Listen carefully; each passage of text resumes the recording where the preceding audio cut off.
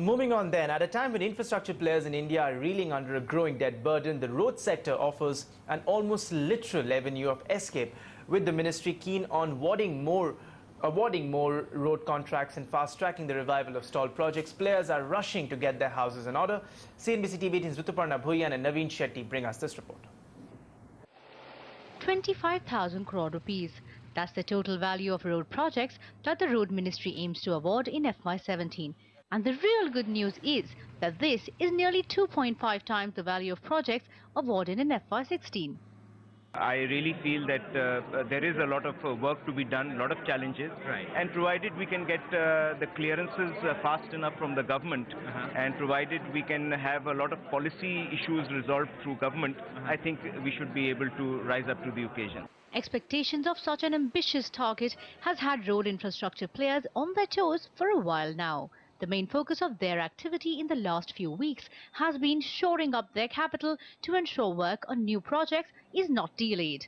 More of these players have been exploring multiple options, from IPOs to InvITs to even issuing debt instruments. We have our IPO on radar now, and we have created a separate holding company for roads, which is SL Highways Limited. This company will go for IPO in next 12 months or so. A new option which has become suddenly attractive, this InvIT, because now dividend distribution tax has gone away. So I think between these two options we'll look for one, and the amount will be decided as we move. In addition, companies are keen on streaming their balance sheets by getting rid of existing debt before taking on new projects. To this end, companies have been putting their operational assets on the block. Estimates suggest operational roads worth $10 billion are up for grabs, with some of them quoting at less than book value. But even then, deals are difficult to finalize.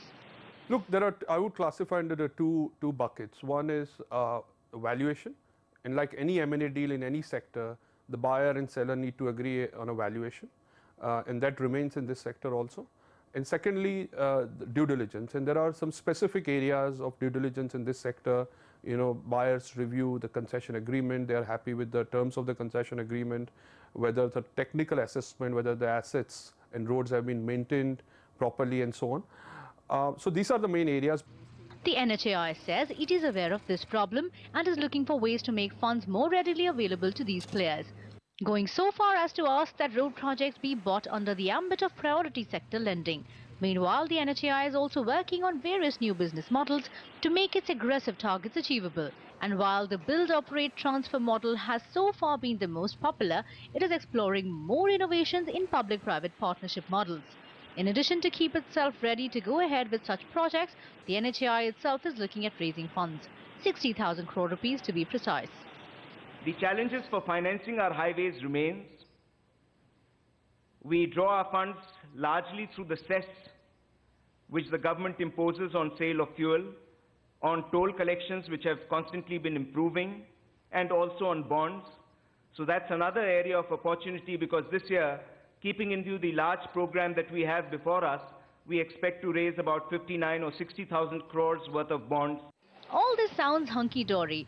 More so, with foreign strategic investors, asset management companies and even private equity players showing interest in Indian road assets. But experts point out that until serious steps are taken to address this mismatch in valuations and legal hurdles, funding will remain a major problem for the sector. And the road to recovery will be peppered with speed breakers and potholes. With Rituparna Bhuyan in New Delhi, in Mumbai with Naveen Shetty, Kritika Saxena.